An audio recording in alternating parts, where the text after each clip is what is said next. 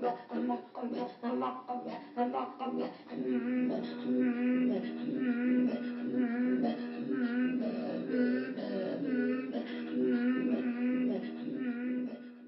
vais dire quelques mots des travaux dans lesquels je suis en ce moment. Ils sont liés à la divination Touareg. Les Touaregs ont un système divinatoire, où ils en ont plusieurs, hein, certains qui utilisent le Coran, enfin bon, mais ils en ont un qui leur est propre. C'est un système de géomancie, c'est-à-dire on interprète des signes qu'on trace sur le sable. Alors je sais que dans tout mon premier séjour, le premier long séjour que j'ai fait, euh, j'ai essayé d'obtenir des renseignements, mais bon, j'ai rien obtenu. Peut-être que je cherchais pas suffisamment. Et c'est à l'un de mes retours, en 1984, que je suis tombé sur un jeune homme qui m'a dit, écoute, ma grand-mère m'a appris à pratiquer cette géomancie, pose-moi les questions que tu veux. Il s'appelait Rabdallah. Il était tout jeune. Bon.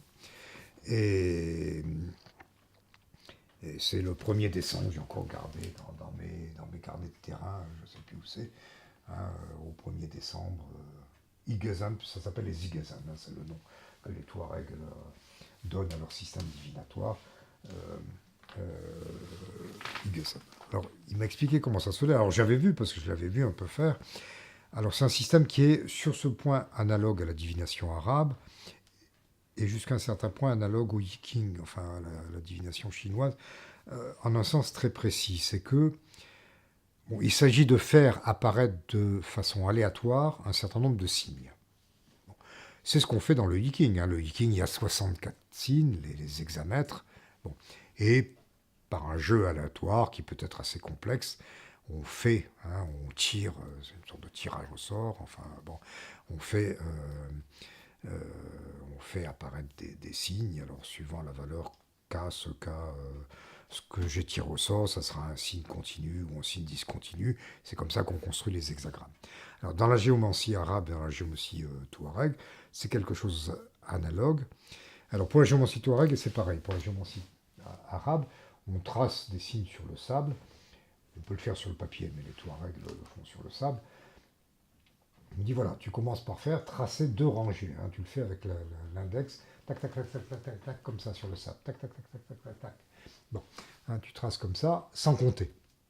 Hein, si tu sens que tu as compté mentalement, tu effaces et tu recommences. Ce qui revient à jeter de nombres au hasard. Et après, tu effaces 2 à 2. Il reste 1 ou 2, selon que le nombre est divisible par 1 ou par 2. Donc en fait, c'est un tirage. Ce qu'on fait, c'est l'équivalent du point de vue probabiliste d'un double tirage à pile ou face. Hein, puisque c'est un tirage qui peut donner que 2 résultats. Hein, je jette un nombre au hasard. Hein, tracer comme ça sans réfléchir, c'est comme si je jetais un nombre au hasard. Mais de ce nombre ne m'intéresse que la parité. Enfin, le reste dans la division par 2. Seul m'intéresse de savoir s'il est pair ou impair. Bon. Et je le fais 2 fois. Il y a donc 4 résultats possibles. Hein. J'ai une colonne à droite, une colonne à gauche. C'est pair, pair, pair, impair, impair, pair, impair, impair. Hein. Il y a 4 couples possibles. Et je note le résultat. Alors pour chaque résultat, je le note par un signe. Alors c'est ce que j'avais noté sur un carnet. Voilà les signes, je mets sur le côté. Je consigne le résultat, suivant que c'est pair, pair. Il y a donc 4 signes possibles. Il y a donc 4 figures possibles. Le géomancien commence par tracer hein, avec son index. Bon, il fait une série de traits dans le sable, comme ça, très vite, sans compter. Et il le fait 2 fois. Il y a donc 2 colonnes de traits et il efface les résultats 2 à 2. Bon. Il fait que selon que les nombres qu'il a comme ça tracés au hasard, hein, qu'il a jetés au hasard, hein, sont pairs ou impairs, il restera un signe ou 2 signes à la fin. Ce qui, comme j'ai tracé 2 colonnes, me fait 4 résultats possibles. Pair, pair, pair, impair, impair, pair, impair, impair. Et pour chacun de ces résultats, pour chacune de ces couples hein, de résultats possibles, il y a un signe. Donc il met dans un coin le signe correspondant. Et cette opération, qui lui a permis de produire une certaine figure, bon, il l'a fait 6 fois. Et donc, ce qu'il écrit, c'est une séquence de 6 signes, de 6 figures. Alors, pour la géomancie arabe, c'est quelque chose d'analogue, mais il le fait 1, 2, 3, il le fait 4 fois. Bon. Et même 4 fois 4, il le fait 16 fois. C'est bon. Mais il y a toujours ce jeu pair-impair. Hein. Pour la géomancie chinoise, ce qui joue, c'est pas la division par 2, c'est la division par 4. Il y a un système où ce qui compte, c'est la division par 4. Le reste dans la division par 4, d'un certain nombre de tiges que j'ai, tiges d'Achillée, puisque c'est bon. Mais il y a toujours à chaque fois, je joue sur le reste dans la division par un certain nombre, 2 ici, 4 chez les Chinois, d'un nombre entier quelconque qui est venu au hasard. Bon. Ce qui est un moyen commode de produire de façon aléatoire un certain nombre de figures qui appartiennent à un ensemble fini. Pour les Touaregs, il y a 4 figures possibles. Pour les Arabes, il y en a 16. Pour les Chinois, il y en a 64. Mais il y en a un nombre fini. L'important, c'est de les faire apparaître au hasard. Bon. Il faut que ça échappe au contrôle du géomancien. C'est le ciel qui est censé parler, ou c'est la terre. Les Touaregs disent c'est la terre qui est censée parler. Bon. J'ai donc le géomancien à 6 figures. Bon, que là, Rabdallah écrivait de droite à gauche, mais elle m'a dit, tu sais, moi j'écris de droite à gauche parce que j'ai l'habitude avec l'écriture arabe. Toi, si tu veux le faire, tu peux l'écrire de gauche à droite, c'est pareil. En tout cas, il faut l'écrire dans le sens, le lire après dans le sens. Donc là, j'ai une espèce de phrase. C'est une phrase d'une langue qui n'aurait que 4 mots. Enfin, 4 mots, une phrase avec 6 mots, donc il y a des répétitions. Bon. Alors, bon, heureusement, il a bien voulu se prêter au jeu. Ce que j'ai fait, c'est de voir comment ça s'interprète. Alors, je lui ai proposé, c'est-à-dire que j'ai tracé soit sur le sable, soit sur un papier, là, sur mon carnet. Oui, après, je l'ai fait sur mon carnet, des séquences possibles. Hein, j'ai pris une 50aine de séquences possibles en lui disant à chaque fois, bon, si c'était cette séquence-là qui sortait, qu'est-ce que tu dirais? Et à chaque fois, il me donnait. Voilà, ça veut dire ça pour telle et telle raison, ce signe-là, etc. Bon. Et bon, je suis rentré. C'est pas souvent qu'on a comme ça des gens qui veulent bien collaborer avec vous. C'était assez scolaire, ce que je lui demandais comme travail. Bon, je demandais de la patience. Mais il a fait volonté, ça l'amusait beaucoup. Il était très content. Si, vas-y, pose des questions que tu veux. Bon. Bon. Je me souviens d'ailleurs, pour jouer le jeu jusqu'au bout, j'ai dit, ben attends, mettons-nous dans une situation réelle. Toi, par exemple, parce qu'on peut tirer les zigazans, disons, enfin, consulter l'oracle pour soi-même. Il dit, bien tiens, consulte pour toi-même, vois, il trace quelque chose, et il dit, ben, il y a une voiture, il y a un homme et une femme qui doivent arriver avec une voiture, et ils ont des bagages. Elle dit, ah bon, à quoi tu vois ça? Il dit, oui, mais c'est parce que mon beau-frère travaille à mon beau-frère travaille à Taman Rasset, je sais qu'il doit venir bientôt, il va venir avec sa femme, et il va me rapporter des cadeaux. Évidemment, quand on a travaillé à Taman Rasset, on s'est enrichi, on rapporte des cadeaux. Bon. Alors après, ben, j'ai joué le jeu jusqu'au bout, j'ai dit, ben, je vais consulter l'oracle. Et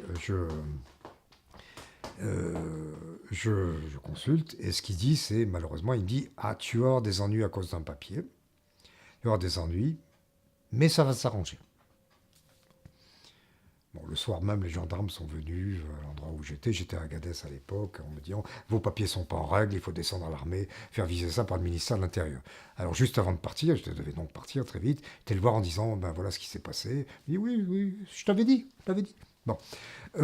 Mais t'inquiète pas, c'est écrit que ça va s'arranger. Bon. En tout cas, moi, je ne cherche pas à interpréter, je dis voilà. Hein. Bon. Bon, en tout cas, bon, mon problème avec ça n'a pas été de vaticiner sur la géomancie, c'était de comprendre comment ça fonctionnait. Donc je suis après rentré en France avec ma liste, une liste, bon, et essayer de voir quelle est la loi.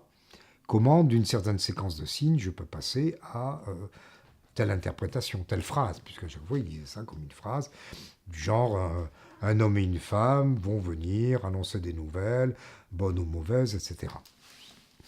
Alors, je suis parvenu à ce qui me paraît être une interprétation plausible. Bon, ce serait bien de pouvoir le contrôler en ayant plus. Parce que là, ça fait 6, il y a 4 signes possibles, et 6 tirages, ça fait 4 puissance 6, hein, il y a 4096 possibilités. 50, c'est une petite fraction. Bon, bon. Mais en tout cas, dans les 50, oui, ça marche. L'hypothèse à laquelle très difficilement je suis arrivé. Bon, bon, j'en avais tiré un article, mais il a paru en 93, 9 ans plus tard. Il m'a fallu un moment avant de débrouiller. Alors, qui était pour le coup un problème d'algèbre, hein. J'ai une application entre deux ensembles, un ensemble de signes et un ensemble de phrases. Quelle est la loi de l'application?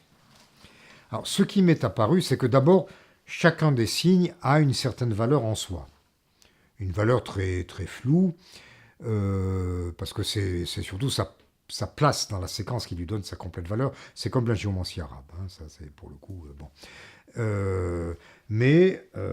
Alors il y a un signe, puisque j'ai obtenu un résultat pair, pair, pair impair, etc. Alors le résultat, c'est ce qui correspond à la séquence pair, impair. Le signe que je mets, que je mets à côté pour consigner ce résultat, c'est 4 points en quinconce. Et ça, c'est plutôt de mauvais augure, et ça désigne quelque chose de noir.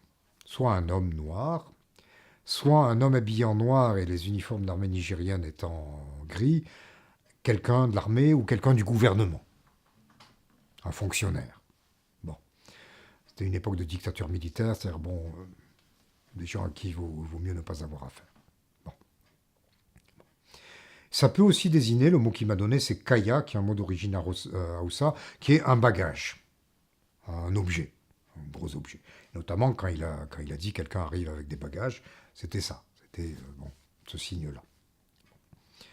Bon. Par ailleurs, alors ça, il se peut arriver que quand il apparaît 2 fois de suite, c'est pas bon, c'est de mauvais augure. Voilà pour un des signes. Par ailleurs, quand j'ai par contre 2 signes pairs, 2 résultats pairs, là le résultat c'est deux traits parallèles. Là, ça désigne plutôt un homme blanc ou un musulman, parce qu'un musulman se vêt de blanc pour la grande prière du vendredi. Ou un objet blanc, comme de l'argent. Ou le consultant. Bon. Par contre, quand c'est un signe pair-impair, ou... Oui, j'ai dit tout à l'heure, oui, enfin un autre signe, c'est l'un pair, l'autre impair, là, ça a plutôt valeur féminine. Bon. Et il m'avait dit, c'est un garçon qui avait été à l'école, ça peut aussi être un mot féminin, enfin un mot, bon. Et d'ailleurs, quand il a parlé de voiture, quand une voiture va venir de Tamaracet, c'était le mot d'origine anglaise, mota, qui était représenté par ce signe, c'était pas, parce que c'est un mot féminin. Moi, par contre, le mot, c'était le même signe qui est apparu, c'est chirot, qui est une lettre, un document. Bon. Et enfin, quand c'est 2 fois impair, c'est un trait. Et ce dont je me suis aperçu, ça c'est la valeur des signes, mais ça c'est un peu flottant, c'est en gros. Et surtout, la séquence elle-même, d'une manière générale, le signe qui est seulement un trait, hein, c'est-à-dire impair, impair, ça désigne une action. Ça désigne, puisque l'ensemble de la séquence désigne une certaine action, avec des sujets, des objets, et puis, pour parler comme Grémas, des circonstants, des gens affectés plus lointainement par l'action. Bon. Et ça, c'est l'action. Quand il y a 2 fois le signe d'action, pas bon. Quand il y a 3 fois, c'est vraiment pas bon, c'est une mort. Bon. Et c'est en fait l'ordre dans lequel les objets apparaissent, hein, les signes apparaissent, qui leur donne leur fonction dans la narration. Les premiers signes apparaissent sont les sujets de l'action. Puis viennent les objets directs de l'action. Puis viennent les circonstants des objets, soit ce qui sera en français un datif, disons, un objet indirect, soit un circonstant, quelqu'un qui est plus lointainement affecté par l'action. Hein. C'est-à-dire, quelqu'un arrive, par exemple, je peux avoir le signe, un homme noir, un homme blanc, arrive, donne de mauvaises nouvelles à une femme. Mauvaise nouvelle, il y a 2 fois le signe d'action, à une femme, en présence d'une autre femme. Ça peut être des choses comme ça. Bon.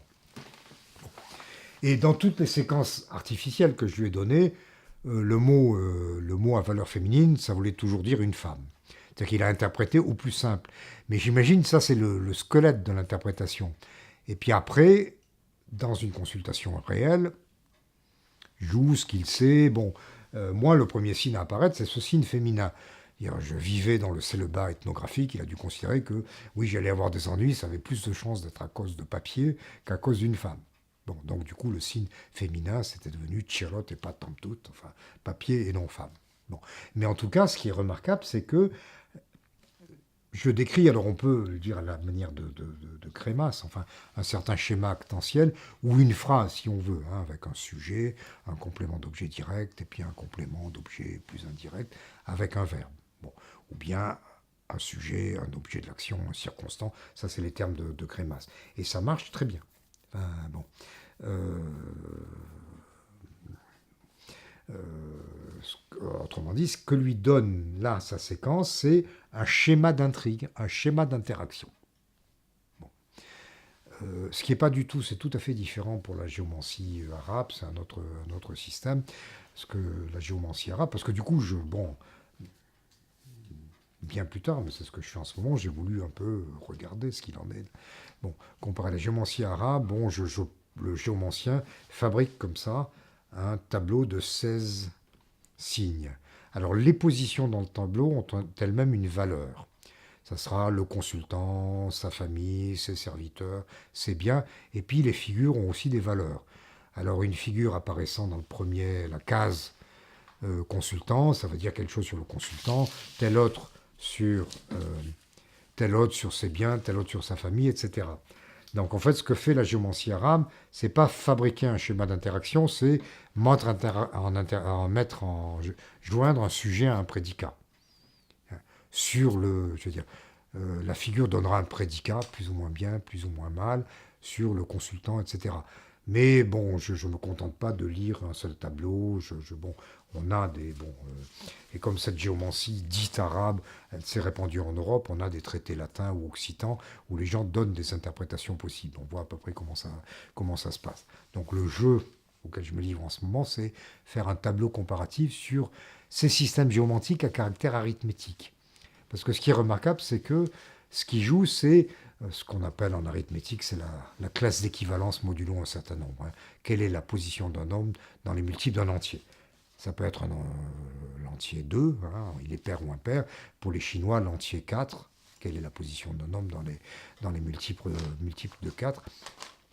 Puis avec ça, je fais des combinaisons. Hein, je crée une combinaison prise dans un ensemble fini. À chaque fois. Combinaison créée par le hasard. Et j'ai du coup commencé tout un itinéraire. Il y a d'autres gens qui ont réfléchi sur cette divination. Il y a quelqu'un qui a écrit sur la divination chinoise, c'est Leibniz. Dans un mémoire publié à l'Académie de Paris en 1703, il dit, mais en fait, les signes de Fouilly, le fondateur, le créateur légendaire de la géomancie chinoise, c'est Fouilly. Le Fouilly, en fait, les figures de Fouilly, c'est des chiffres, c'est de la numération binaire.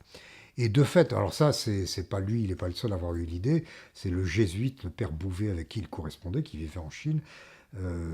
Leibniz avait écrit, a mis au point, c'est le premier à avoir mis au point la numération binaire, c'est-à-dire la numération qui utilise seulement le 0 et le 1. Hein, nous, on utilise 10 chiffres, mais on peut utiliser, bon, par exemple, 2 chiffres, la numération binaire. Bon. Et il appelle ça l'arithmétique binaire, qui utilise seulement les caractères 0 et 1. Et il avait envoyé ça au jésuite Bouvet, et Bouvet lui a dit, mais c'est ce qu'il y a dans le tableau de Fouilly. Alors dans mon chantier actuel, hein, qui part de cette rencontre avec Rabdallah, hein, avec la géomancie touareg, qui est arrivée à la géomancie arabe, bon, je suis arrivé en ce moment à Leibniz. Car Leibniz, qui s'intéressait beaucoup à la Chine, hein, qui a correspondu avec les jésuites qui travaillaient en Chine, avait eu un échange épistolaire, hein, qui est en ligne, on peut le trouver en ligne avec le père Bouvet, qui est un jésuite en Chine, et Leibniz qui venait de mettre au point le principe de la numération binaire, c'est-à-dire le principe de la numération qui permet d'écrire, enfin, où on écrit les chiffres où on écrit les nombres uniquement avec les chiffres 0 et 1. C'est-à-dire 1, j'écris avec un 1, mais le 2, il s'écrit 10, 1, 0. Enfin, 3, c'est 1, 1. 4, c'est 100, etc. Puisque j'ai que 2 chiffres. Bon. Et il avait envoyé au père Bouvet, ses premiers essais de numération binaire, et il lui avait même donné la liste des 32 premiers nombres, écrits en numération binaire. Et le père Bouvet lui répond en disant, mais allez jusqu'au nombre 64 et vous verrez. Hein, imaginez que vous remplacez le 0, qui est une figure imparfaite, par une ligne brisée, le 1, hein, qui est l'unité, enfin, par un trait, et bien vos chiffres, là, au lieu de 0 et 1, vous avez ce qu'il appelle les signes de Fouilly, les hexagrammes, les 64 hexagrammes, depuis 0 jusqu'à 63, de la géomancie chinoise. Du coup, dans le mémoire qu'il soumet à l'Académie des sciences de Paris, l'Académie royale des sciences de Paris en 1703, Leibniz dit, ben voilà, les Chinois avaient les premiers mis au point la numération binaire, et puis le sens de ces figures s'est oublié, on a fait dessus je ne sais quel commentaire, bon, etc. Bon, bien entendu, il se trompait, mais ceci étant, ce qui est vrai, c'est qu'il y a de l'arithmétique binaire à la base. Bon, quand vous avez à écrire un nombre en système binaire, bon, il faut faire une série de divisions par deux. Si vous avez, bon, je ne vais pas vous le faire, mais vous pouvez, bon, regarder, une série de divisions par deux. Donc ce qui joue, c'est la division par deux et les restes dans la division par deux. Ce que la numération, un chiffre, un nombre écrit en numération binaire, ce que vous écrivez en fait, c'est la suite des restes de divisions successives par deux. Donc il y a bien une affaire d'arithmétique binaire qui joue euh, qui joue même dans la numération chinoise, qui joue elle aussi, telle que les signes se présentent, comme jouant, alors c'est pas la numération par 2, ce qui joue c'est la numération par 4, mais on pourrait aussi bien faire écrire les signes géométriques chinois avec un système de division par 2, comme pour la divination arabe et touareg. Du coup, c'est un peu si Leibniz avait connu la divination arabe, là il aurait, oui, parce que eux, c'est vraiment pour le coup une série de divisions par 2, comme dans l'écriture en système binaire. Et en plus, dans la divination arabe, on fait des opérations. C'est-à-dire qu'on les traite effectivement comme des nombres. Donc là, pour le coup, là, ça lui aurait donné un sens raison. C'est-à-dire qu'il avait des intuitions justes. Bon, bien entendu, la géomancie, c'est de la géomancie. Mais les opérations arithmétiques qui entrent en ligne de compte, dans ce genre de système géomantique, c'est un peu celles qui apparaissent dans la numération binaire. Bon, c'est un peu mon point de départ, il y a beaucoup de choses qui jouent là-dedans, bon, mais c'est le point de départ de mon chantier en ce moment.